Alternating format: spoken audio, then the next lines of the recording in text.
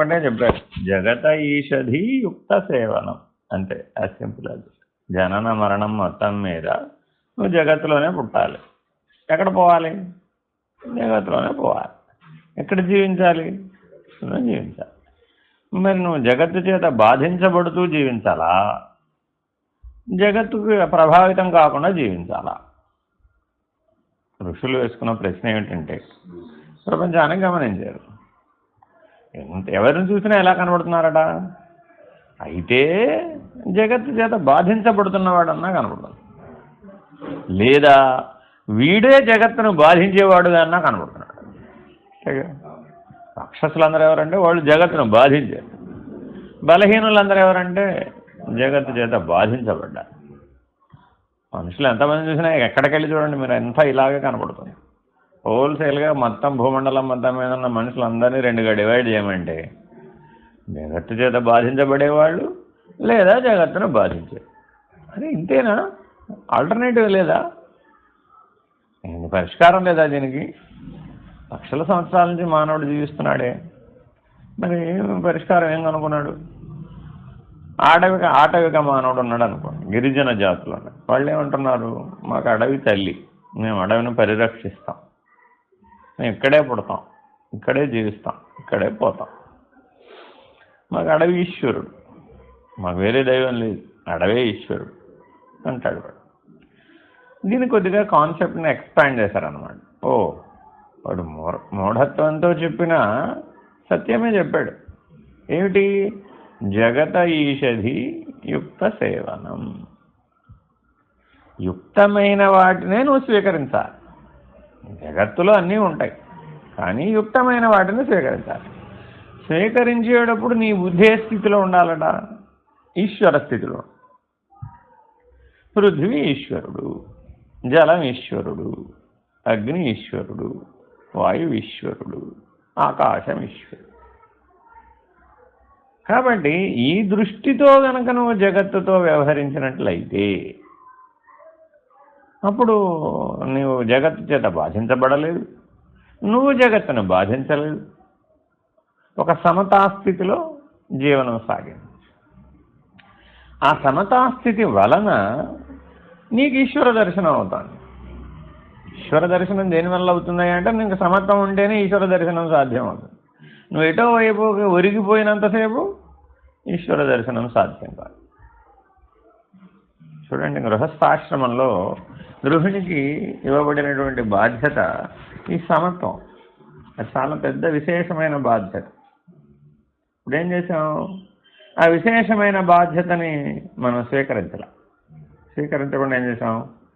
భర్త తెచ్చేటటువంటి సంపాదన సరిపోదు కాబట్టి ఏం చేయాలి? భార్య గారు కూడా పని చేయాలి, ఆవిడ కూడా డబ్బే సంపాదించాలి అనుకున్నారు. అప్పుడు ఈ సమత్వం ఉంటుందా? ఎందుకని? ఆ బాధ్యత ఎవరు తీసుకోవాలి? అవునా కదా? ఇద్దరూ కలిసి చేయాలండి, ఏం చేసినా అన్నాం. ఇద్దరూ కలిసి చేయాలన్నప్పుడు ఎప్పుడో ఒకప్పుడు మీకేమవుతుంది? Emotional imbalance. ఆ ఎమోషనల్ ఇంబ్యాలెన్స్ వల్ల ఏమవుతామంటే, అంటే ఫిజికల్ గ్రోత్ రేట్ కనబడుతుంది, ఫిజికల్గా గ్రోత్ రేట్ కనబడుతుంది, నో డౌట్ ఇన్ ఇట్. మీ తాతగారితో పోలిస్తే ఆయన అప్పుడు లక్షాధికారి, మీరు ఇప్పుడు కోటీశ్వరుడు. Yes, no doubt, growth rate కనబడుతుంది. ఆనాటి కాలంలో ప్రాథమిక విద్య లేదంటే మాధ్యమిక విద్య వరకే సరిపోయేది. అవసరమైన వాళ్ళు బాగా పెద్ద పెద్ద చదువులు చదివేవాళ్ళు, అవసరం లేని వాళ్ళందరూ మాధ్యమిక విద్య వరకు ఆపేసేవారు. జీవితం బాగానే జరిగేది, విలువలతో జరిగేది, సమత్వంతో జరిగేది. ఇప్పుడేం చేసాము? అందరూ పెద్ద చదువులే చదవాలి అన్నాం. ఏమైంది? పెద్ద చదువులు చదవాలంటే మరి అప్పుడు ఆర్థిక బలం, సామాజిక బలం అన్నీ కూడగట్టాల్సిన అగత్యం వచ్చింది. మరి అందరికీ అన్నీ కూడే అవకాశం ఉందా? ఐశ్వర్యం కూడా జగత్తులో భాగమే. అందుకే అక్కడ లక్ష్మీదేవిని పూజించే విధానం సృష్టించాం. నిజానికి మాట్లాడితే ఈశ్వరుడు కంటే ఇది భిన్నమని కాదు, కానీ క్రమేపీ ప్రాధాన్యత దేనికి వచ్చేసింది? ఇప్పుడు నారాయణుని సేవించేవాళ్ళు తగ్గిపోయారు, లక్ష్మీదేవిని సేవించేవాళ్ళు పెరిగిపోయారు.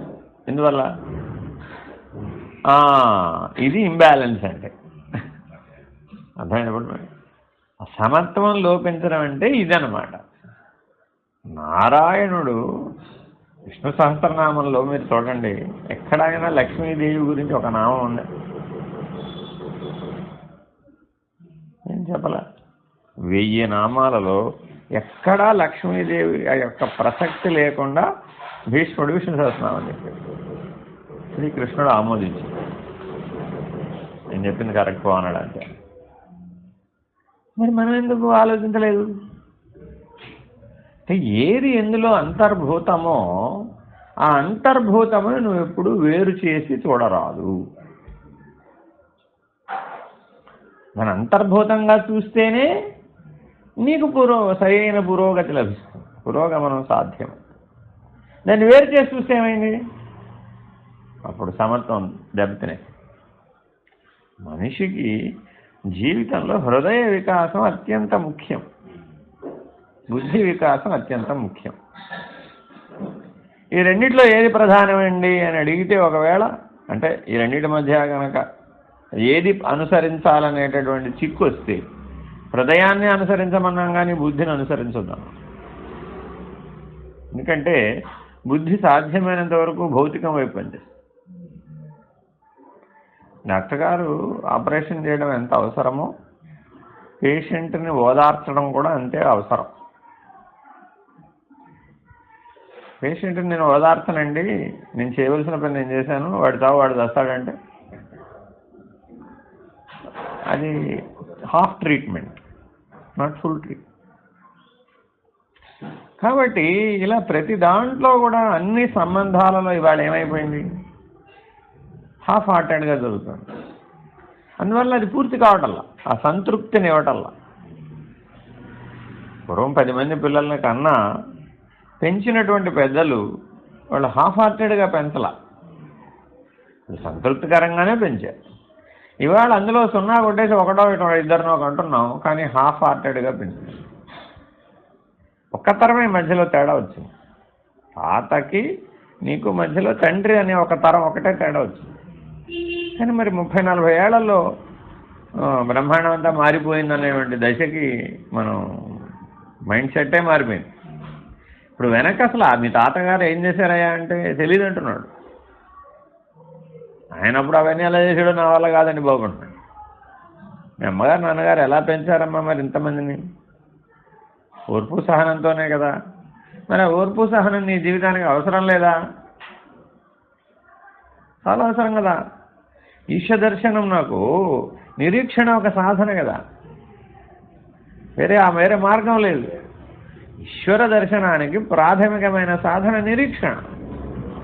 మరి నిరీక్షణ ఓర్పు సహనంతో ఉంటుంది కదా. మెహర్ బాబా ఒకటే చెప్పాడు, సహారా ఎడారిలో పలు దినములు దాహార్తితో ఉన్నటువంటి వ్యక్తి జలమున కొరకై ఎట్లు తప్పించునో అట్టి నిరీక్షణ నీకున్నచో నన్ను కాంచగలవు. ఆయన ప్రమాణం చెప్పాడు, నిరీక్షణ అంటే ఇట్లా ఉండాలయా. ఇప్పుడు మనమేమో అట్లా అంత తాపాన్ని పొందటం లేదుగా. విపరీతమైనటువంటి ఎడారిలో విపరీతమైనటువంటి సూర్యతాపము చేత దహించబడిన వ్యక్తి నీటి కొరకు ఎట్లా అభిలషిస్తాడో అలాంటి తాపం కనుక నీకు కలిగినట్లయితే అప్పుడు నీకు ఈశ దర్శనం వీలవుతుంది. మరి అంత స్థాయి వరకు మనం ఈ తాపాన్ని తీసుకెళ్ళలేదుగా. ఎక్కడికక్కడ చల్లార్చేస్తున్నాం.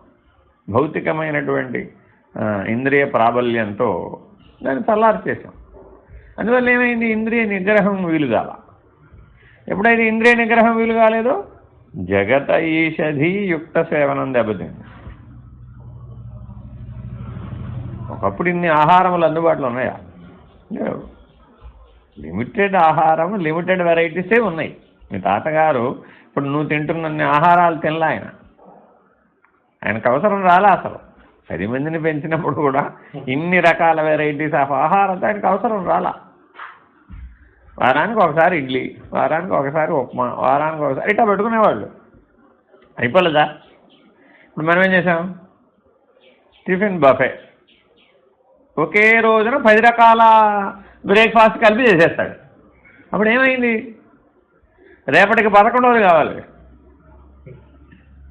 అప్పుడు జగత ఈషధి యుక్త సేవనం లేదు కదా. ఇట్లా ప్రతి అంశంలో ఏమైపోయింది, ఈ సూత్రాన్ని భంగపరిచాం. అయినా ప్రతి వ్యక్తికి ఓ సూట్ కేసు బట్టలు చాలు. మీ తాతగారు అట్లాగే ఉన్నారు, ఆయన ఆచరించాడు. ముందు ఒక్క సూట్ కేసు బట్టలు చాలు, ఒక ట్రంక్ పెట్టే బట్టలు ఉంటే చాలు. ఎంతమంది పిల్లలు ఉంటే అంతమందికి అంతే, సేమ్ స్టైల్. అప్పుడేమైంది, easy to manage, easy to utilise, easy to dispose. ప్రకృతి డ్యామేజ్ కాదా? ఇప్పుడు ఒక్కొక్కరికి 4 బీరువాలు. ఏమైంది, unable to manage, unable to utilize, unable to dispose. ఇట్లా ప్రతి దాంట్లోనూ ఏమైపోయింది, దానిని ఈశ్వర ప్రసాదంగా వినియోగించుకో. యుక్త సేవనం ఎంత కావాలి, ఆ లిమిట్ ఎంతకి పెట్టాలి, ఈ లక్షణాన్ని జాగ్రత్తగా పట్టుకుంటే ఏమయ్యావు, సులభమైపోలా. ఇట్లా జాగ్రత్తగా జగత్తుని అధ్యయనం చేయడం కోసమని, జగత్తుని ఈశ్వరుడుగా చూడగలిగేటటువంటి దృష్టిని ఇవ్వటం కోసమని ఇలాంటి జ్యోతిర్లింగ విధానాన్ని ఏర్పాటు చేస్తారు. వాళ్ళ కాన్సెప్ట్ ఏంటంటే, అది గుడి కాదు, బడి. They would like to teach something. నీ పేరు అట్లా పెట్టాం, ఇది జలలింగం. అక్కడ ఎక్కడికి వెళ్ళినా నీకు శివలింగం అదే ఉంటుంది. నీకు అక్కడేమి ప్రత్యేకమైనటువంటి విశేషమైనటువంటి లక్షణాలు కొన్ని చోట్ల మాత్రమే కనబడదు, అన్ని చోట్ల కనబడదు.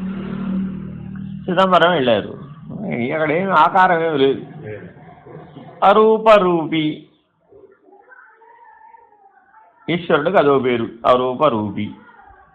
రూపం ఉందా అంటే లేదు, లేదా అంటే ఉంది.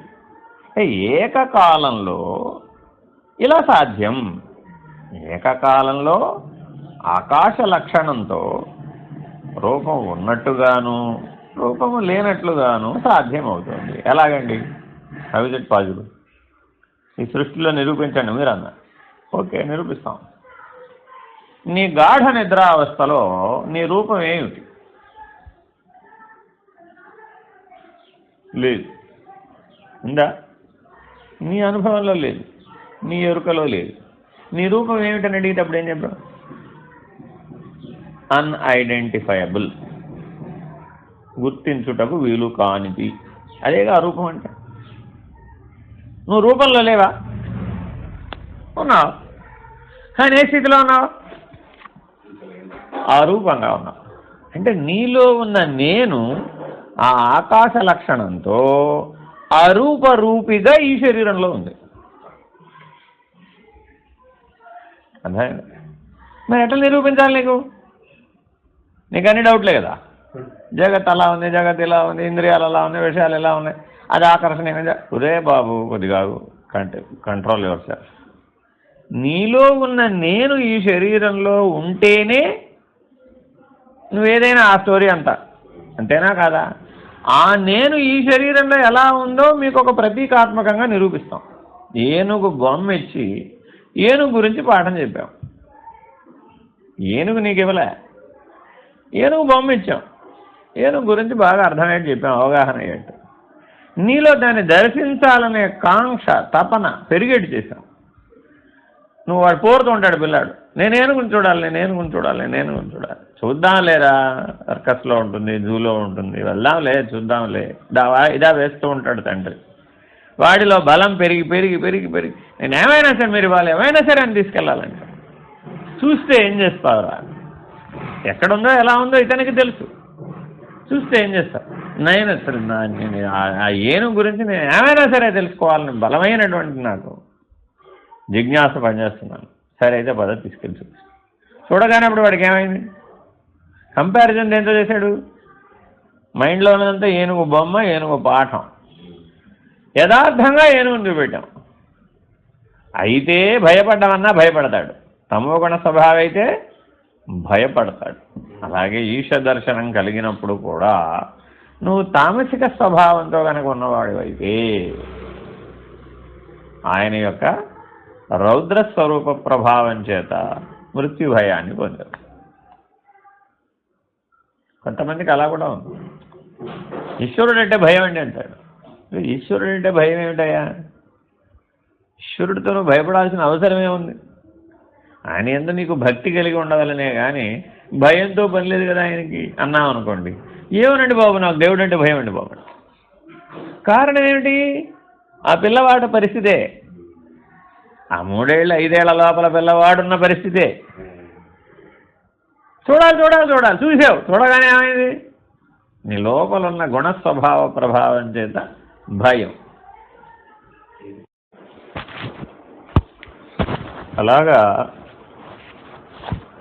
పంచభూత తత్వాలని గమనించటం రావటం కోసమని ఈ క్షేత్ర ప్రతిష్టాపన చేసే విధానాన్ని ప్రవేశపెట్టారు. అంటే మనిషి బుద్ధి వికాసాన్ని పొందిన తర్వాత దర్శించగలిగేటటువంటి బలాన్ని పొందుతున్నాడు. అంటే ప్రమాణములలో ప్రత్యక్ష ప్రమాణమని, పరోక్ష ప్రమాణమని, శాస్త్ర ప్రమాణమని, అనుభవ ప్రమాణమని, ఇట్లా ప్రమాణాలు 6 రకాల ప్రమాణాలు చెప్తున్నాం. మనం ఏదైనా ఒకదాన్ని నిర్ణయించాలంటే ప్రమాణ సహితంగానే నిర్ణయించగలుగుతున్నాం, అంతేనా కదా? ఇప్పుడు మనం పగలంటున్నాం, రాత్రిపూట సూర్యుడు ఉన్నాడా అంటే ఏమన్నాం? సూర్యుడు ఉన్నాడు కానీ నాకు కనబడలేదు, సూర్యుడు లేడని చెప్పడానికి అవకాశం. కాబట్టి ఒక సింటాక్స్ నుంచి కనుక ఆన్సర్ చెప్పాలి అంటే బుద్ధి బలం కావాల్సి వచ్చింది. విచారణా బలంతో సమాధానం చెప్తే తప్ప నిర్ణయం స్పష్టత రావడం లేదు. కళ్ళకు కనబడిందే, ఇంద్రియాలకు తోచిందే సత్యం అని చెప్పడం ప్రత్యక్ష ప్రమాణం. కాబట్టి బుద్ధి మొదట ఏం చేసింది? ఫస్ట్ ప్రత్యక్ష ప్రమాణాన్ని వాడుతుంది, రెడీమేడ్ ఆన్సర్. ఎందుకని దానికి ఇంద్రియాలు ఆ జ్ఞానాన్ని అందిస్తాయి. సో బుద్ధి దాన్ని ఏం విశ్లేషించదు, రా డేటా అలా ఉంచుకుంటుంది. ఉంచుకుని ఏం చేస్తుంది? నువ్వు అడగగానే అందులోంచే సమాధానం తెలుసు. అదేంటయ్యా రాత్రిపూట సూర్యుడు లేకపోవడం ఏమిటి అని ప్రశ్నించాలట. ప్రశ్నిస్తే ఏమైంది? ఓ కరెక్టే కదా, రాత్రిపూట సూర్యుడు ఉన్నాడు, నాకు కనపడలేదు. ఈ ఆన్సర్ ఎక్కడి నుంచి ఇచ్చింది? ఇప్పుడు విచారణ చేసి ఇచ్చింది ఆన్సర్, అంతేనా? కాబట్టి ఈ విచారణ బలమే బుద్ధి బలం అంటే, అంతేనా కాదా? అయితే దీనికి ఏమైనా పరమావధి ఏమైనా ఉందా? ఈ బుద్ధి బలం వికాసం, బుద్ధి వికాసం అంటున్నాం కదా, ఈ బుద్ధి వికాసానికి ఏమైనా ఎక్స్ట్రీమ్ స్టేటస్, ఆత్యంతికమైనటువంటి స్థితి ఏమైనా ఉందా అని విచారణ చేయడం మొదలెట్టారు. బుద్ధి బలాన్ని పెంచుతూ పోయారు. పెంచుతూ పోతే దర్శన స్థితిని అందించడమే బుద్ధి బలం యొక్క బలము అని తెలుసుకున్నారు. అంటే ఏమిటయ్యా అన్నారు. ఏమండి, ఒక డాక్టర్ దగ్గరికి మీరు వెళ్ళారు, మీరేవో లక్షణాలు చెప్పారు. నిజానికి మీ ఆర్గాన్స్ని యాజ్ ఇట్ ఈజ్గా చూడగలిగే శక్తి అక్కడ ఏమైనా ఉందా? లేదు. కానీ డాక్టర్ చూడగలిగాడు.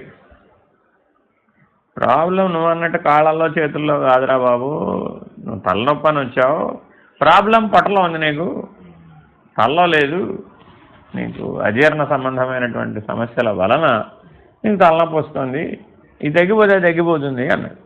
మీకు ఎలా తెలుసండి అన్నా. మీకు ఎలా తెలుసండి అంటే ఏమన్నాడు?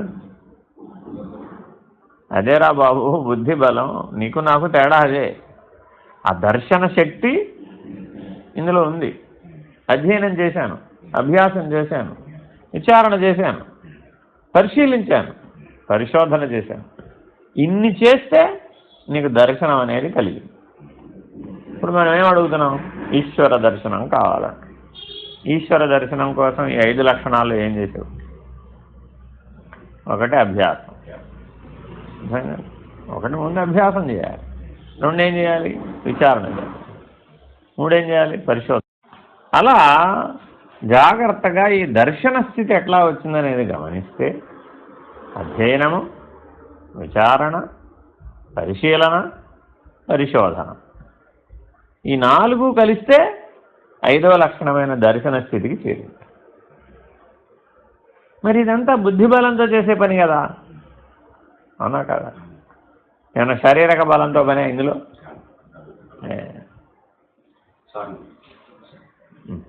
రండి ఎవరో.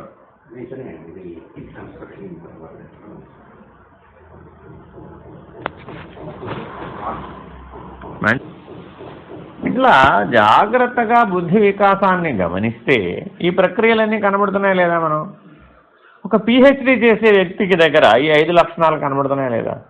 కనబడుతున్నాయి. He will become a professor when he is able to propose a prophecy. నేను పేరు ప్రొఫెసర్ అని ఎందుకు పెట్టామంటే he is able to propose a prophecy about the principles of the nature or about the whatever is existing in the entire universe. So universe is different and nature is different. So you may quest anything. ఏదైనా పరిశోధించవచ్చు. ఏమంటే మీరు ఎందులో PhD చేస్తారండి అని అడిగితే ఇందులోనే చేయమని చెప్పడానికి వీలు కాదు.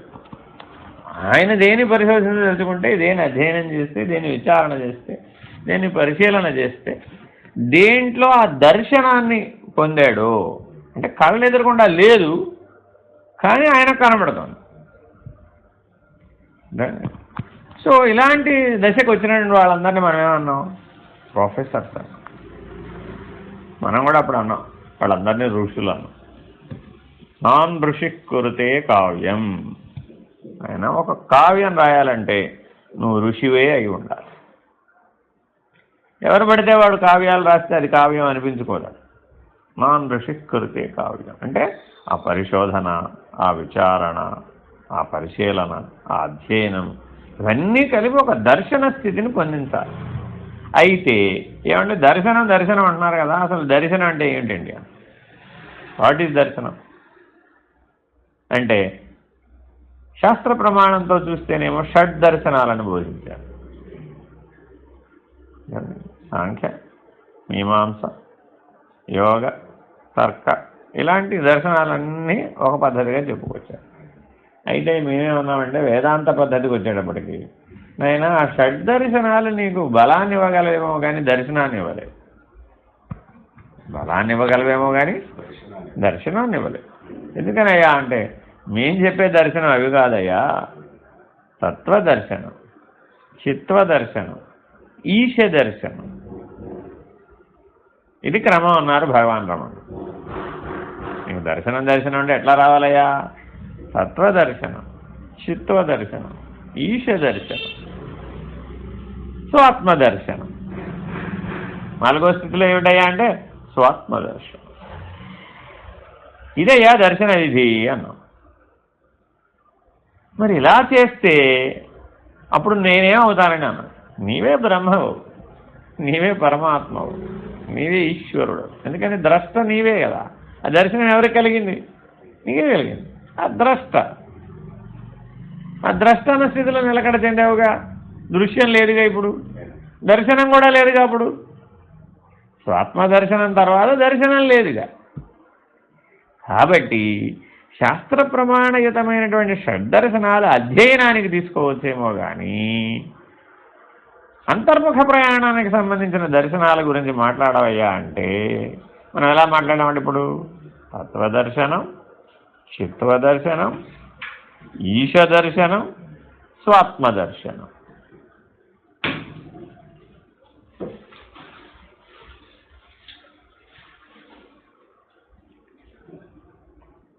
ఇట్లా దర్శనాన్ని మనం ఈ రీతిగా బోధించింది వేదాంతం. ప్రస్థానత్రయం బోధించినటువంటి దర్శన విధి ఏమిటయ్యా అంటే తత్వదర్శనం, చిత్వదర్శనం, ఈశ దర్శనం, స్వాత్మదర్శనం. ఇంకేమైనా ఉందా? ఉందయ్యా అన్నాం. ఆఖరి దర్శనం ఒకటి ఉంది, అది బయలు వ్యోమ దర్శనం. అక్కడ ద్రష్ట లేడు. అది ఆఖరిది ఏమిటయ్యా అంటే అక్కడ ద్రష్ట లేడు. ఈ మొదటి 4 ఏమిటంటే ద్రష్ట ఉన్నాడు. ఆ చివరి దర్శనంలో ఏంటంటే ద్రష్ట లేడు. ఇదేయా దర్శనం అంటే అన్న.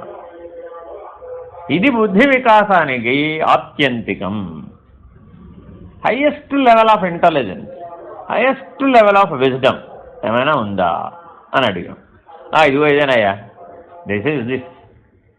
మానవుడు తన బుద్ధి బలంతో మ్యాక్సిమం లెవెల్, అత్యంతికమైనటువంటి విజ్ఞానాన్ని, అత్యంతికమైనటువంటి జ్ఞాన సౌధాన్ని నిర్మిస్తే వాట్ ఈస్ ద అపెక్స్? శిఖలో ఏముందయ్యా అన్న. ఇదిగో ఈ 5 దర్శనాలు ఉన్నాయా. తత్వదర్శనం, చిత్వదర్శనం, ఈశ దర్శనం, స్వాత్మదర్శనం, వ్యోమదర్శనం. మరి ఈ దర్శనాలను అందించడం కొరకే అన్ని క్షేత్రాలని ఏర్పాటు చేశాం. క్షేత్రం యొక్క ప్రాధాన్యత అది. అందుకని మమ్మల్ని ఏం అడుగుతున్నాం? ఎక్కడికైనా వెళ్ళొచ్చామండి, ఏమంటే దర్శనం బాగా జరిగిందా? మిగిలినవన్నీ అడగం. ఏమంటే ప్రసాదం బాగా పెట్టారా, భోజనం బాగా జరిగిందా, వసతి బాగా కుదిరిందా, ప్రయాణం సుఖంగా జరిగింది, ఇవన్నీ ఇమ్మెటీరియల్. మొట్టమొదటి ప్రశ్న ఏమడిగాం? దర్శనం బాగా జరిగిందా? ఏం చెప్పాం? బాగా జరిగిందండి. ఏం చూసి వచ్చారండి? నేను అక్కడితో మొదటి ప్రశ్నతో వదిలిపెట్టనండి ఎవరైనా. ఏం చూసి వచ్చానండి? ఏం చూసి వచ్చానేనంటే ఏం చెప్పాలి నువ్వు అప్పుడు? అంటే నీకు ఈ విభజన, ఈ బుద్ధి వికాసం నీలో గనక ఏర్పడి ఉంటే నువ్వు తత్వదర్శనాన్ని పొందావా, చిత్వదర్శనాన్ని పొందావా, ఈశ దర్శనాన్ని పొందావా, స్వాత్మ దర్శనాన్ని పొందావా, వ్యోమ దర్శనాన్ని పొందావో చెబుతావు. ఇది జ్ఞాన మార్గం అంటే. అందరూ జ్ఞాన మార్గం అంటారండి. జ్ఞానాదేవత కైవల్యం ఎలా అంటే అది సూత్రం అలాగే చెప్తాడు అంతే. అరే జ్ఞానాదేవత కైవల్యం ఒప్పుకున్నానండి, జ్ఞానం వల్ల కైవల్యం ఎలా వస్తుంది అంటే దర్శనానికి జ్ఞానం అవసరం. ఆ దర్శన సిద్ధి జ్ఞాన బలం, వేరే దానివల్ల కుదరదు. నువ్వు ఎన్నన్నా చెప్పావు, అవన్నీ అనుషంగికాలు. నేను పొద్దునే లేచానండి, షోడశోపచార పూజలు చేశానండి, అధ్యయనం చేశానండి, పారాయణ చేశానండి, జపం చేశానండి, మరొకటి చేశాను. Okay, all right. ఇవన్నీ దేనికి పనికొస్తాయి? నిన్ను జ్ఞాన స్థితిలో ప్రవేశింపచేయడానికి నిన్ను తయారు చేస్తాయి. ఆ జ్ఞాన స్థితి యొక్క, ఆ జ్ఞాన సిద్ధి వలన నీకు దర్శనం కలుగుతుంది. ఆ దర్శనం ఈ 5 స్థాయిల్లో ఉంది.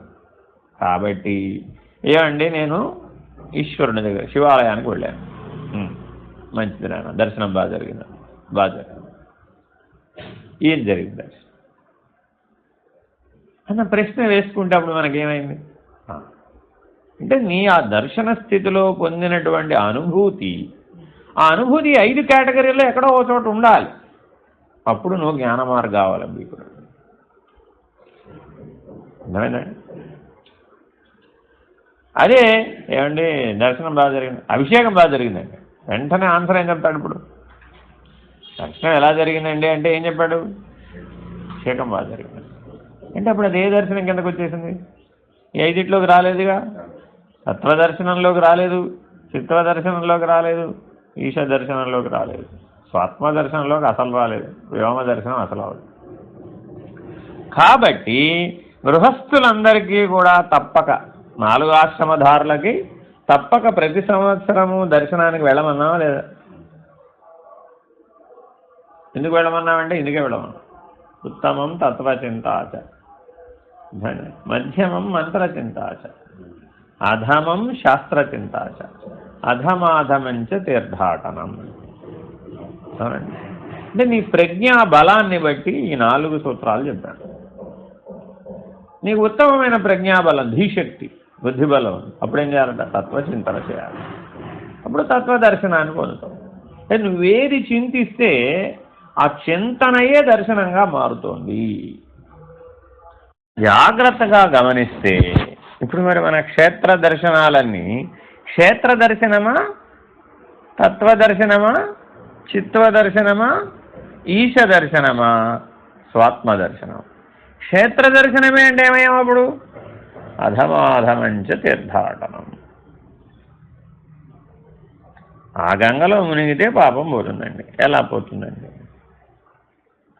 ఆ విశ్వేశ్వర దర్శనం చేస్తే పాపం పోతుందండి. ఎలా పోతుంది అంటే ఎలా పోతుందనే ప్రశ్న వేసుకోవాలా, అంటే విచారణకు అవకాశం చేసుకోవాలా. వాళ్ళు ఏం చెప్పారు?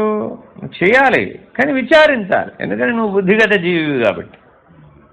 అదే పని మిగిలిన జీవరాశి చేయడం లేదు కదా. ఆ దర్శన స్థితి దానికి కలిగే అవకాశం లేదు. ఆ అవకాశం ఉన్నది ఒక్క మానవుడే. కానీ నీవేం చేశావు? అధమాధమంచ తీర్థాటనం దగ్గరే చేస్తే నీలో ప్రజ్ఞ యొక్క బలం ఎట్లా పెరుగుతుంది? కాబట్టి ఏం చేయమన్నావు? నాయన, అది గుడి కాదు, బడి. వెళ్ళు, అధ్యయనం చేయి, అక్కడ కూర్చుని అధ్యయనం చేయి. క్షేత్రానికి వెళితే ఊరికినే వెళ్ళి తిరిగి రమ్మని చెప్పలేమన్నవాడు. తప్పక 3 రాత్రులు వసించవలే, క్లియర్గా చెప్పారు. 3 రాత్రులు అక్కడ ఉండేట్టుగా వెళ్ళాలి. ఏం చేయాలండి నేను అన్ని రోజులు అక్కడ? మన ప్రాబ్లం ఏమిటి? అన్ని రోజులు అక్కడ నేనేం చేయాలండి? అరే అధ్యయనం చేయవయ్యా, జపం చేయవయ్యా, సాధన చేయవయ్యా. ఆ క్షేత్రంలో ఉన్నటువంటి దివ్య శక్తి నిన్ను ఆవేశించేటట్లుగా చేసుకో.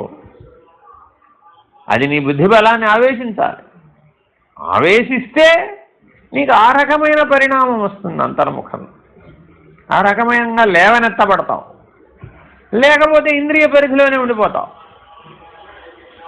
నీకు ఆ అధ్యయనం రావాలి అంటే, స్ఫురణ రావాలి అంటే మొదటి రోజు వెళ్ళావు, దర్శనానికి వెళ్ళావు, కాసేపు అంతా భౌతికంలో అందంగా అలంకరించబడినటువంటి ఆ విధాన క్రమమే నిన్ను ఆకర్షిస్తుంది.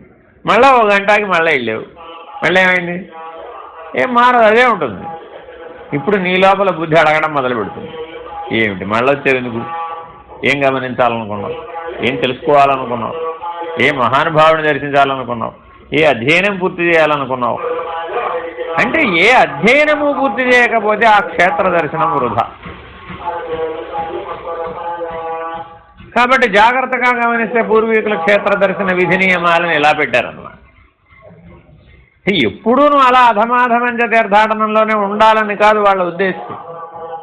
క్రమేపీ అక్కడి నుంచి శాస్త్రచింతన, దాని నుంచి మంత్రచింతన, దాని నుంచి తత్వచింతన. ఇప్పుడు మరి మంత్రం దగ్గర ఆగిపోయిన వాళ్ళు కూడా మనం చాలామంది చూస్తున్నాం కదా. ఏమన్నాం వాళ్ళని? ఎవరు? మంత్రద్రష్ట అండి అన్నాం. మంత్రసిద్ధుడిని ఏమన్నాం? మంత్రద్రష్ట. మరి ఇప్పుడు తత్వసిద్ధుడిని ఏమన్నాడు అంటే చింతన ద్వారా సిద్ధి కలుగుతుంది. చూసుకోండి, చింతన ద్వారా సిద్ధి కలుగుతుంది. నువ్వేది చింతిస్తే అదే సిద్ధిస్తుంది. అర్థమైందండి? బ్రెడ్ అండ్ బటర్ గురించే, కంచం మంచం గురించి ఆలోచిస్తే అదే సిద్ధిస్తుంది. న్యాచురల్ సృష్టి ధర్మం అది. As it is. ఈశ్వరుడు ఒకటే ప్రిన్సిపల్ చెప్పాడు, యా చింతయా సా సిద్ధయా. ఏది చింతిస్తావో అదే పొందుతావు. ఇంకొద్దిగా చెప్పాలంటే యద్భావం తద్భవతి. అందరికీ తెలిసిందేగా ఈ సూత్రం. అర్థమైందండి? కాబట్టి ఇప్పుడు మనం ఏం చింతన చేయాలట అంటే, బాబు నువ్వు క్షేత్ర దర్శనానికి వెళ్ళావు, వెళ్ళిన తర్వాత అక్కడ నిలకడగా ఉండు, కొంతకాలం నివసించి ఆ ప్రాంతంలో ఉన్నటువంటి మహానుభావులు ఎవరున్నారో తెలుసుకో. శాస్త్రచింతనకు సంబంధించినటువంటి మహానుభావులు ఎవరున్నారు? మంత్రచింతనకు సంబంధించిన మహానుభావులు ఎవరున్నారు? తత్వచింతనకు సంబంధించిన మహానుభావులు ఎవరున్నారు?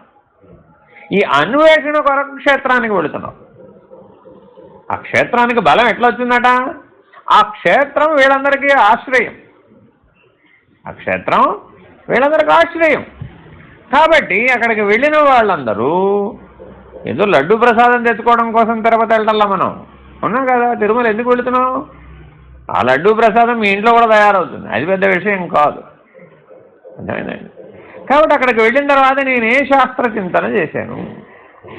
ఈసారి నేనే నూతనమైన అవగాహనని పొందాను. నా జీవితాన్ని ఎట్లా మార్చుకోవాలనే నిర్ణయాన్ని నేను ఎలా పొందాను అక్కడ.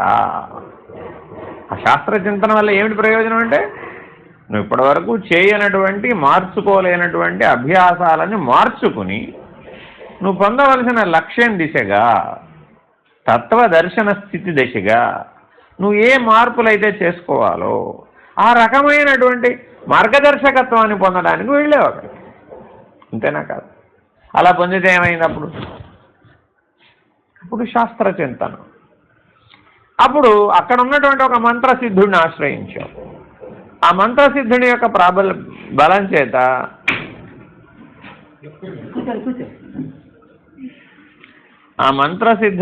బలం చేత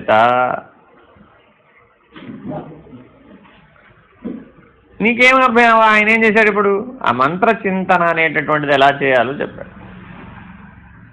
తద్వారా నీ మనసుని కట్టివేయగలిగేటటువంటి బలాన్ని సంపాదించు.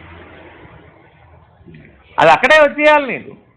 దాన్ని ఎప్పుడో చేస్తారండి, ఎప్పుడో చేస్తే ఎప్పుడో అవుతుందండి అనేది విధానం కాదు మనం. అర్థమైందండి? ఈ రీతిగా మనోజయాన్ని సాధించడానికి ఆ క్షేత్ర దర్శనం. ఇంకా ఏమిటండి అన్న? ఇది సరిపోదయ్యా, ఇది చాలు, బుద్ధి బలానికి చాలు, ఇదంతా మనోబలం వరకే. బుద్ధి బలం అంటే తత్వచింతన, ప్రతి దానిని తత్వంగా చూడగలగడం రావాలి, పదార్థాన్ని తత్వంతో చూడాలి.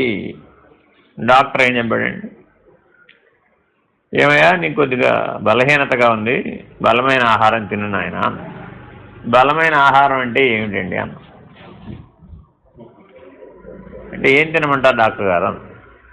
బాగా ఆకుకూరలు తిన్నాను, బాగా ఫ్రెష్ వెజిటబుల్స్ తిను, ఫ్రూట్స్ బాగా తిను, పండ్లు పాలు బాగా పుచ్చుకో, పంచామృతాలు కొబ్బరి నీళ్ళు అలాంటివన్నీ బాగా పుచ్చుకో, తేలిగ్గా జీర్ణం అయ్యేవి చూసుకో, కానీ విటమిన్లు అన్నీ ఉండేటట్లుగా చూసుకో, ఇలా చెప్పు. అంతేనా కాదు? మనం సంతృప్తి చెందామా లేదా? భౌతిక దర్శనంలో ఏం కనబడ్డాయి? ఆకుకూరలు, కాయగూరలు, పండ్లు. తత్వదర్శనంలో ఏం కనబడ్డాయి? విటమిన్లు, మినరల్స్. అవి కళ్ళ కనబడలేదు కదండి, అందులో ఉన్నాయా అంటే ఉన్నాయి. అంటే ఎక్కడ నిరూపించాం? ప్రయోగశాలలో నిరూపించాం. నిరూపించి ఏం చేశాం? శాస్త్రం రాశాం. నిరూపించి శాస్త్రం రాశాం. ఆ శాస్త్రాన్ని అధ్యయనం చేసి కనబడుతున్న పదార్థం వెనకున్నటువంటి కనపడనటువంటి లక్షణాలను నిరూపించాం. అవి లక్షణాలు, అంతేనా కదా? కాబట్టి ఇలా నిరూపించే వాటన్నిటికీ లాక్షణిక శాస్త్రములని పేరు, లాక్షణిక గ్రంథములు. కనబడే దాంట్లో కనబడని లక్షణాన్ని నిరూపించడం. అయితే లాక్షణిక గ్రంథాలు తత్వదర్శనానికి పనికిరావు. అదేమిటండి అన్నాం. అది అంతేనయ్యా. అంటే ఎందుకయ్యా అంటే పదార్థయుతమైనటువంటి పరిణామాన్ని పోషించడానికి మాత్రమే విటమిన్లు మినరల్లు పనికొస్తాయి. మీరు ఫలానా విటమిన్ బాగా పుచ్చుకోండి, మీకు విజ్ఞానం వస్తుందని చెప్పండి, నాట్ పాసిబుల్. మీరు ఐరన్ బాగా పుచ్చుకోండి, మీకు బాగా బుద్ధి బలం వస్తుంది, బుద్ధి వికాసం వస్తుందని చెప్పగలరా? అదేంటండి మరి అంటే, పోనీ బ్రాహ్మి అనే మూలిక మేధాశక్తికి బాగా పనికొస్తుంది, ఆ బ్రాహ్మీ రసాయనాన్ని కనుక మీరు స్వీకరిస్తే మేధాశక్తి బాగా వస్తుందండి అన్న. మేధాశక్తి బాగా వస్తుందా, బుద్ధిబలం బాగా వస్తుంది? ఏమిటి రెండింటికి తేడా? అంటే మెదడు చురుగ్గా పనిచేయడం మేధాశక్తి, అంతేనా? అంటే భౌతికమైన బలాన్ని పెంచడానికి పనికొస్తాయే తప్ప విజ్ఞానం అనే బలాన్ని పెంచడానికి. కాబట్టి కానీ అది అందులో ఉందా లేదా? ఉంది. ఎవరికి కనబడుతుంది? ఆ అధ్యయనం ఉన్నవాడికి, ఆ పరిశీలన ఉన్నవాడికి, ఆ పరిశోధన ఉన్నవాడికి, ఆ విచారణ ఉన్నవాడికి. అనుభవం ద్వారా నీకు కూడా ఆయన చెప్పినట్టు చేసేసావు, నీకేం తెలియక్కర్లే. చెప్పినట్టు శరణాగతుడవే డాక్టర్ చెప్పినట్టు చేసేసాడండి యాజ్ ఇట్ ఈజ్గా. వాడికి బలము వచ్చింది, ఆరోగ్యము వచ్చింది, ఉత్సాహము వచ్చింది, జీవనం మారింది, ఆ మెరుగైన జీవనాన్ని పొందాడు. ఇప్పుడు ఆ మెరుగైన జీవనాన్ని మెరుగైనటువంటి బుద్ధి బలం కోసం వాడాడు. అప్పుడేమయ్యాడు? ఈసారి మళ్ళీ డాక్టర్ గారి దగ్గరికి వెళ్ళాడు. ఏమంటే మీరు చెప్పినట్టు చేశానండి, చాలా బాగున్నానండి, ఆ తర్వాత నేను ఎన్నో సాధించానండి, అది అప్పుడు నాకు చాలా టంబ్లింగ్ బ్లాక్ అయిపోయిందండి, మీరు మీ దయ వల్ల నేను అది తొలగించుకున్నానండి, ఆ తర్వాత ఎంతో జీవితంలో ఎన్నో లక్ష్యాలను సాధించానండి, మీరు చాలా గొప్ప సహాయం చేశారండి అన్నాడు. డాక్టర్ గారు ఏమన్నాడు? అదేముందయ్యా, నేనేం చేశాను? నేనేం చేయలేదు నాన్న, సలహా మార్గదర్శనం, ఇలా చేసుకో అలా చేసుకొని సలహా ఇచ్చాను, అంతే తప్ప నేనేం చేయలేదు. చేసిందంతా ఎవరు? నువ్వే చేశావు, లేదా ఈశ్వరుడు చేశాడు. నువ్వు చేశానంటున్నావు కాబట్టి అయితే నువ్వన్నా చేసి ఉండొచ్చు, లేదంటే ఎవరు చేశారు? ఈశ్వరుడు చేశాడు, నేనేం చేయలేదు నాన్న. అట్లాగే గురువు కూడా అంతే. చింతన, నీలో ఆ చింతన అనేటటువంటి స్థితిని మేల్కొలుపుతాడు. నువ్వే స్థాయిలో ఉన్నావో గమనిస్తాడు. గమనించి ఓహో ఇతనిలోని ప్రజ్ఞ ఈ స్థాయిలోనే చింతిస్తుంది, నేనేం చేయాలి ఇప్పుడు? కొద్దిగా పైకి ఉత్తమ తరగతికి సంబంధించిన చింతనను అందించాలి అనే దృష్టితో జాగ్రత్తగా ఈ తత్వచింతన వరకు తీసుకొస్తారు. ఎవరెవరైతే ఈ తత్వచింతన వరకు తీసుకొస్తారో వాళ్ళందరూ ఆచార్యులు. అదేనండి, తత్వచింతన వరకు తీసుకొచ్చి వదిలిపెట్టేస్తే వాడి పని అయిపోతుంది, ఇంకా వాడికి తర్వాత లేదన్నమాట. అక్కడి నుంచి సద్గురుమూర్తి యొక్క ఆశ్రయం ప్రారంభం. అంటే ఆచార్యుని యొక్క ప్రభావం లేకుండా నువ్వు సరాసరి సద్గురుమూర్తి యొక్క ఆశ్రయాన్ని పొందలేదు. అందుకని పెద్దలు ఏం చెప్పారు, అయ్యా తగుపాటి గురువుని సశరీర గురువుని మొదట ఆశ్రయించు. ఆయన నీకేం చేస్తాడయ్యా ఉపయోగం అంటే, కళ్ళకు కనబడే దాంట్లో కనబడని దాన్ని నిరూపిస్తాడు. నీకు కనబడుతున్నది జగత్తు, కనబడనిది ఈశ్వరుడు. కాబట్టి నువ్వు తప్పక నీ జీవితంలో ఏం పొందాలయ్యా, ఇందాకే చెప్పేశాం, తత్వదర్శనం, చిత్వదర్శనం, ఈశ దర్శనం, స్వాత్మ దర్శనం, వ్యోమ దర్శనం. దర్శనంలో ఈ ఐదు స్థితులు మానవుడు మాత్రమే సాధించగలదు. అలా సాధించడానికి నీకు ఉపయుక్తమైనటువంటి క్షేత్రాలన్నీ కూడా విశేషమైన దివ్య క్షేత్రాలుగా ఉన్నాయి. అవి ఒట్టి క్షేత్రాలు కావు, దివ్య క్షేత్రాలు. ఏమిటి, ఎందుకని దివ్యక్షేత్రాలు అన్నాం? తిరుమల దివ్యక్షేత్రం, కాళహస్తి దివ్యక్షేత్రం, శ్రీశైలం దివ్యక్షేత్రం, కాశీ దివ్యక్షేత్రం. ఎందుకండి ఇలా పెట్టారు? చిదంబరం అది ఇంకా పెద్ద దివ్యక్షేత్రం. అంటే నీ లోపల కనబడుతున్నటువంటి సప్తధాతు నిర్మిత శరీరాన్ని నువ్వు అనుభవిస్తున్నావు, దాని వెనక పంచభూతాలు ఉన్నాయి. కనబడుతున్న శరీరం వెనక పంచభూతాలు ఉన్నాయి, నీకు కనబడాల.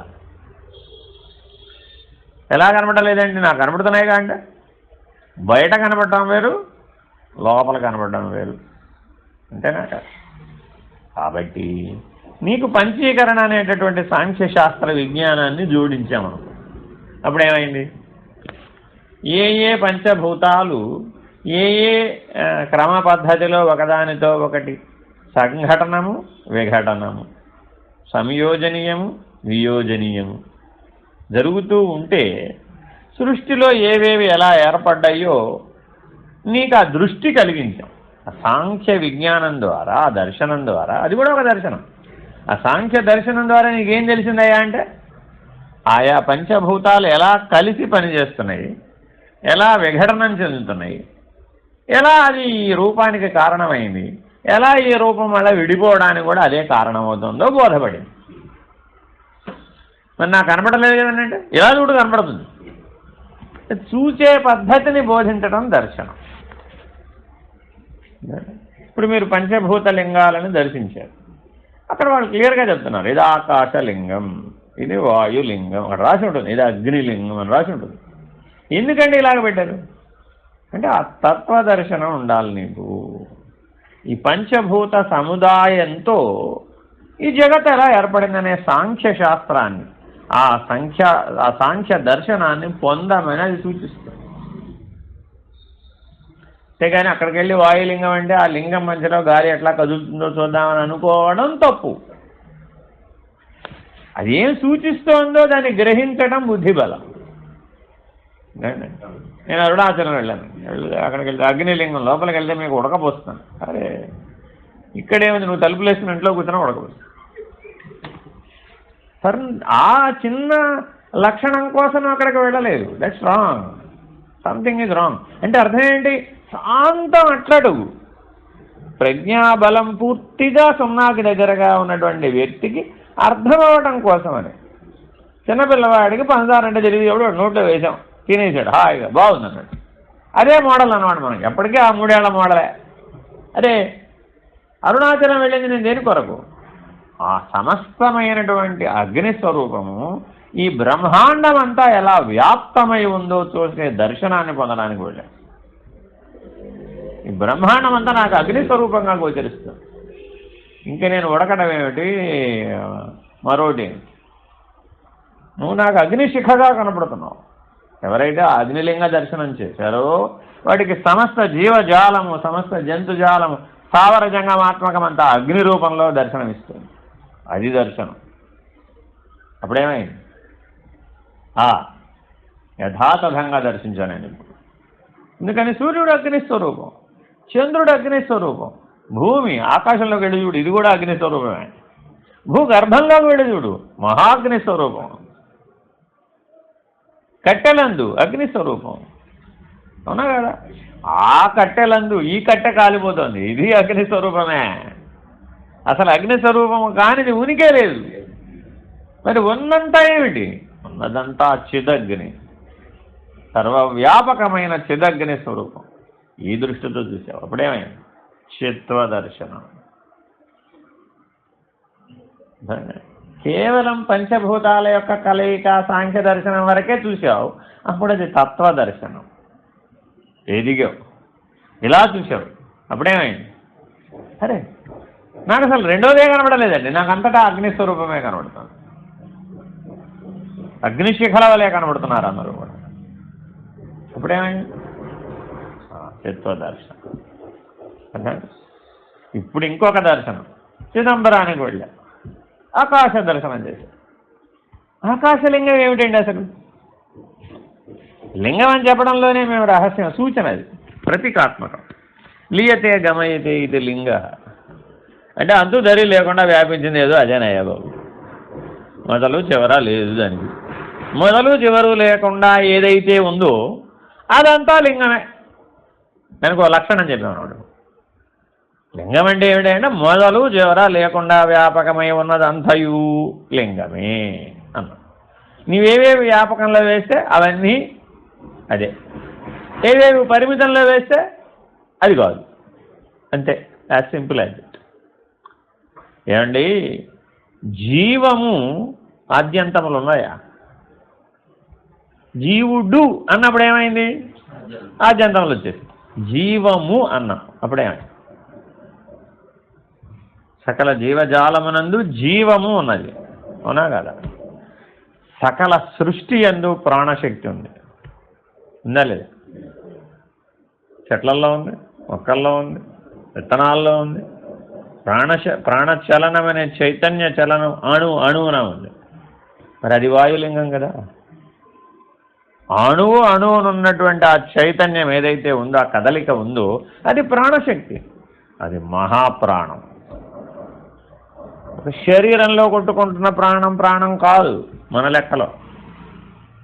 అణువున కదల్చగలుగుతున్నటువంటి చైతన్యం ఏదైతే ఉందో అది మహాప్రాణం.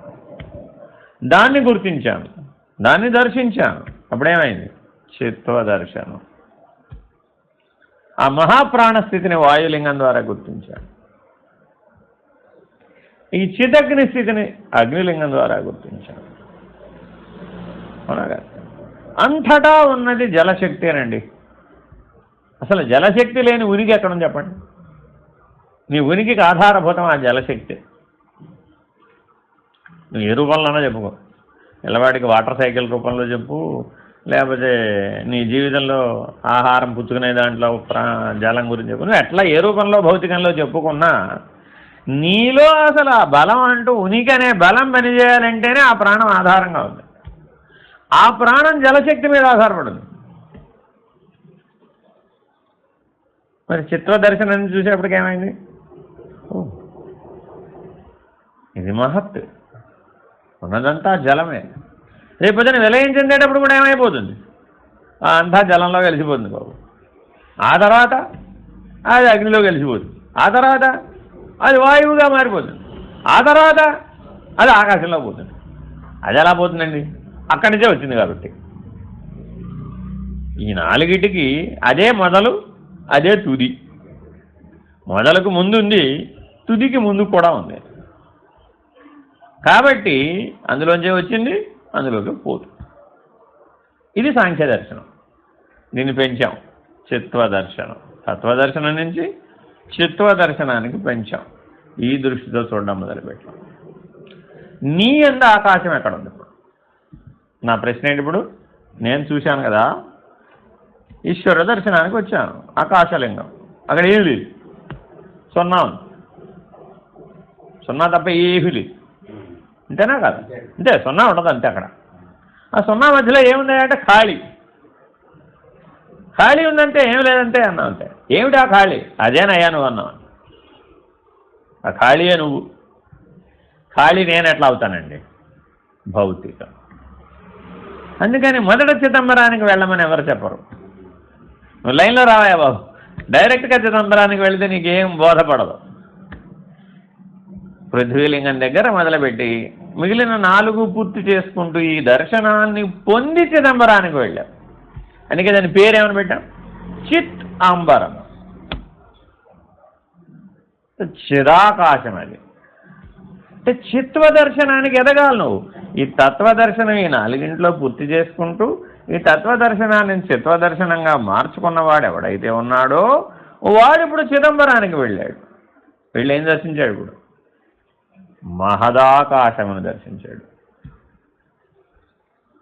ఏ మహదాకాశం చేతైతే అఖండ ఈ భూమండలంలో ఉన్న సృష్టి అంతా కూడా అవకాశం ఇవ్వబడిందో అదే చిదంబరం.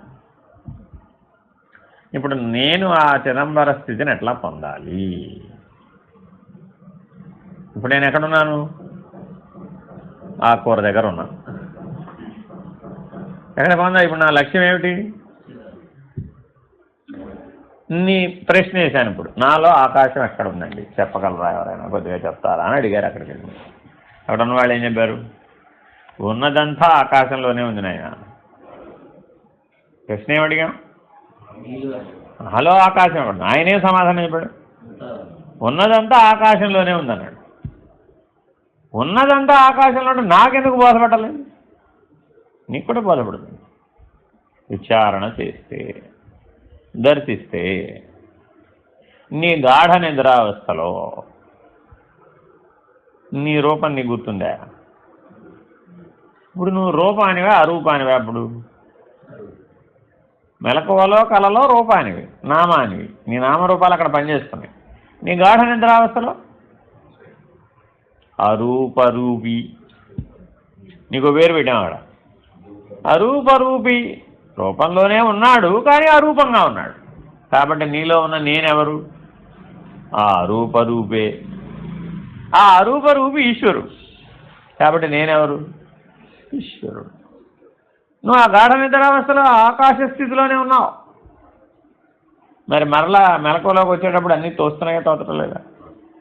ఆయా పంచభూతాత్మకమైనటువంటి 5 25 తత్వాలు ఒకటొకటి మళ్ళా స్ఫురణలోకి వచ్చినాయి, మళ్ళా వ్యవహారంలోకి వచ్చినాయి, మళ్ళా ఫలితాలను ఇచ్చినాయి, మళ్ళా ఉడిగిపోయినాయి. ఇప్పుడు రోజు పోతున్నాడా? 100 ఏళ్ళకోసారి పోతున్నాడా? జీవుడు నిత్య ప్రళయం. శరీరమే నేనంటావు అనుకో, రోజు పోతున్నాడు, 100 ఏళ్ళకోసారి పోవడల్లా. కాదు ఈశ్వరుడు అంటావా? ప్రళయాంతకుడు. వాడికి ప్రళయం లేదు.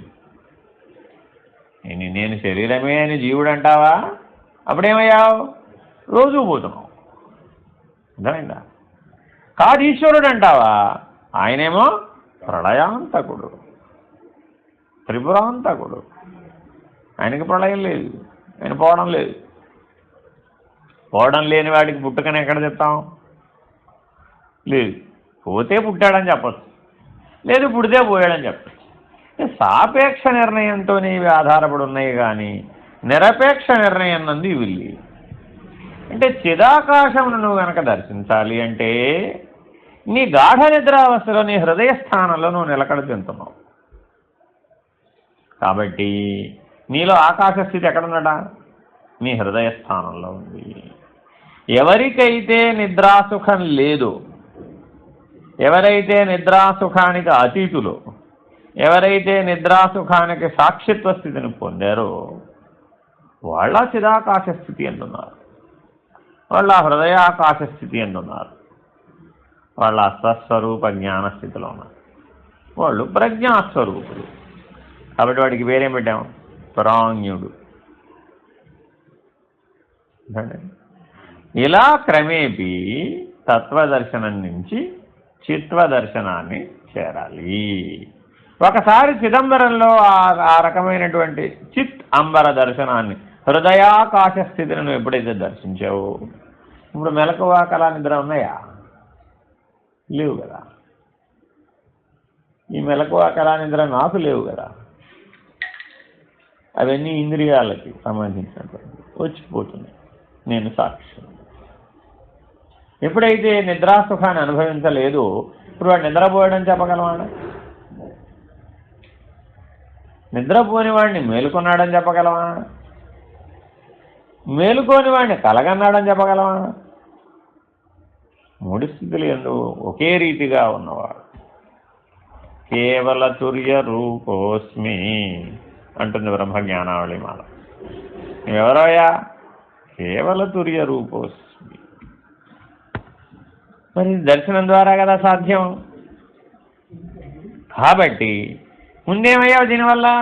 తత్వదర్శనం ద్వారా నిర్విషయ స్థితిని పొందావు, చిత్వదర్శనం ద్వారా నిర్వాణ స్థితిని పొందావు.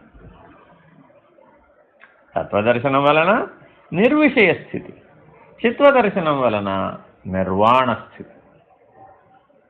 అప్పుడు జ్ఞానోదయం అయింది. ఆ నిర్వాణ స్థితి వల్ల ఏమైంది? జ్ఞానోదయం అయింది. సర్వే సర్వత్రా వ్యాపకమై ఉన్న చైతన్యమే నేను గాని అన్యథా రెండవది లేదు. ఇది నిర్వాణ స్థితిలో ఇలా ఉన్నాడు. ఇలా ఉండేటప్పటికి ఏమైందట? అంతటా ప్రకాశమే కనబడసాగింది. ఈ చిత్వదర్శన ప్రభావంలో ఏమైంది? అంతటా ప్రకాశమే ఉంది. ఆకాశంలోకి వెళ్ళి చూసావయ్యా, ఏముంది అక్కడ? ప్రకాశం తప్ప ఏదీ లేదు, నాదం తప్ప ఏదీ లేదు. రెండే ఉన్నాయి, ప్రకాశము నాదము. ఉన్నాయా లేవా? రెజొనెన్స్ అంటున్నాగా, నాదం ఉంది అక్కడ. అలాగే ఇంకేముందయ్యా? ఫోటాన్, ప్రకాశం యొక్క అణువులు, ఫోటాన్లు ఉన్నాయి. సో నాదము ఉంది, బిందువులు ఉన్నాయి, ప్రకాశ బిందువులు ఉన్నాయి. అవునా కదా? మరి ఇంకేముందయ్యా? కాలం ఉంది, అంతే కదా. ఇక్కడ బ్రహ్మాండంలో భూమి మీద ఒక కాలం, వేరే గ్రహానికి వెళ్ళామనుకో, ఆ గ్రహం సూర్యుడు చుట్టూ తిరుగుతున్న దాన్ని బట్టి, ఆ తన చుట్టూ తాను తిరుగుతున్న దాన్ని బట్టి దానికి ఒక కాలం. ఈ కాలం ఆ కాలం ఒకటేనంటే ఏమన్నా కుదరట్లేదు. ఏమంటే గురుగ్రహం సూర్యుడు చుట్టూ తిరగడానికి ఎంత కాలం పడుతుందంటే భూమండలం మీద ఉన్న కాలగణన ప్రకారం ఇన్ని సంవత్సరాలు పడుతుంది అంటున్నాం. గురుగ్రహం మీదకి వెళ్ళి కాలగణన చేశానంటే అక్కడ కాలగణన వేరేనయ్యా బాబు, అక్కడ లెక్క వేరే. మరి కాలం మారిపోయిందా? గణన మారింది, కాలం మారల. కాబట్టి ఈ భౌతికమైన ప్రాకృతికమైన నేచర్ అను ఏదైతే అంటున్నావో, ఈ ప్రకృతి అవతలకు వెళ్ళేటప్పటికీ వ్యాపకమై ఉన్నటువంటివి ఏం కనబడుతున్నాయి ఇప్పుడు? నాదము, బిందువు, కాలం. ఎటర్నల్ అన్నా. దాన్ని ఏమన్నాం ఇప్పుడు మనం? ఈశ దర్శనం. అలా చూసాం ఈశ్వరుణ్ణి. నాదస్థితిలో శబ్దాన్ని గ్రహించామా, నాదాన్ని గ్రహిస్తున్నామా? శబ్దగ్రహణ దగ్గరే ఉన్నాం, అప్పుడేం ప్రయోజనం లే. క్రమేపీ శబ్దస్థితి నుంచి ఎక్కడికి తీసుకెళ్ళాము? నాదస్థితికి తీసుకెళ్ళాం. మరి అభ్యాసం చేయాలా వద్దా? అధ్యయనం చేయాలా వద్దా? నిలకడ చెందాలా వద్దా? లయించాలా వద్దా? ఈ శబ్దములన్నీ నాదస్థితిలో లయించాలి. కేవలం నాదస్థితిని మాత్రమే గుర్తుపట్టగలిగేటటువంటి ప్రజ్ఞని నిలబెట్టుకోవాలి. బుద్ధిలో నిలబడితేనేమో శబ్దమే, ప్రజ్ఞలో నిలబడితే నాదం. కాబట్టి ఆ నాదస్థితిలో నిలకడ చెందేటప్పటికి నీలో ఏది మేలుకుంది ఇప్పుడు? ఆ ప్రజ్ఞాస్థితి, ఆ చైతన్య స్థితి మేలుకుంది. నిరంతరాయంగా నువ్వు ఆ నాదానుసంధానం చేసేటప్పటికి నీ శరీరం అంతా ఏమైపోయింది? అణువణువున ఆ నాద ప్రభావానికి స్పందించడం మొదలుపెట్టి అందులో మునిగిపోయిన వాడిని చూడండి. ఆ నాదస్థితిలో, నాదస్థితి నుంచి మౌన స్థితికి ఎదిగాడు. ఇప్పుడు రమేపి ఎక్కడి నుంచి ఎక్కడికి వెళ్ళాడు? శబ్దం నుంచి నాదానికి, నాదం నుంచి నిశ్శబ్దానికి. ఆ నిశ్శబ్ద స్థితిలో స్వాత్మదర్శనం అయింది. నాదస్థితిలో ఉండగా ఈశ దర్శనం మాత్రమే అయింది. నిశ్శబ్ద స్థితికి ఎదిగేటప్పటికి స్వాత్మదర్శనం. అదే ఆ నిశ్శబ్ద స్థితి నుంచి వ్యోమ దర్శనం. మరి స్వానుభవంలో ఇట్లా పరిణామం చెందాలి. కాబట్టి క్షేత్రదర్శనం నుంచి తత్వదర్శనం, తత్వదర్శనం నుంచి చిత్వదర్శనం, చిత్వదర్శనం నుంచి ఈశ దర్శనం, ఈశ దర్శనం నుంచి స్వాత్మ దర్శనం, స్వాత్మ దర్శనం నుంచి వ్యోమ దర్శనం. ఇది దర్శన క్రమం. అనుభూతి క్రమం కూడా అలాగే చూసాం లేదు, ఇప్పుడు రెండింటిని ఒకేసారి చూసాం. ఇప్పుడు మరి స్పష్టమైనటువంటి నిర్ణయం కలగల. ఇది వస్తునిశ్చయ జ్ఞానం అని పేరు దీనికి. ఈ దర్శన విధి యందు పొందినటువంటి జ్ఞానమునకు వస్తునిశ్చయ జ్ఞానం అని పేరు. ఎందుకయ్యా అలా పెట్టామంటే వాడికి ఇక భ్రాంతి కలగదు, వాడికి భ్రాంతి లేదు. ఎందుకని? వస్తునిశ్చయ జ్ఞానం కలిగింది. ఇంకా వాడి మీద పాత్రోచితమైన ప్రభావములు, విషయోచితములైన ప్రభావములు, ఇలాంటి మౌలికమైన భౌతికమైన అంశాలకు అతడు లోబడడం అన్నమాట. అవన్నీ లేవని అర్థమైపోయిందిగా. ఇప్పుడు ఈశ్వరుణ్ణి బిడ్డగా భావిద్దామా, తండ్రిగా భావిద్దామా, లేదంటే అన్నయ్యగా భావిద్దామా, తమ్ముడుగా భావిద్దామా? ఏది బెటర్?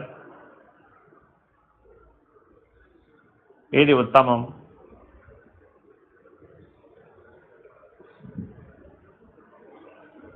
నేను ఈశ్వరుడు అనటం.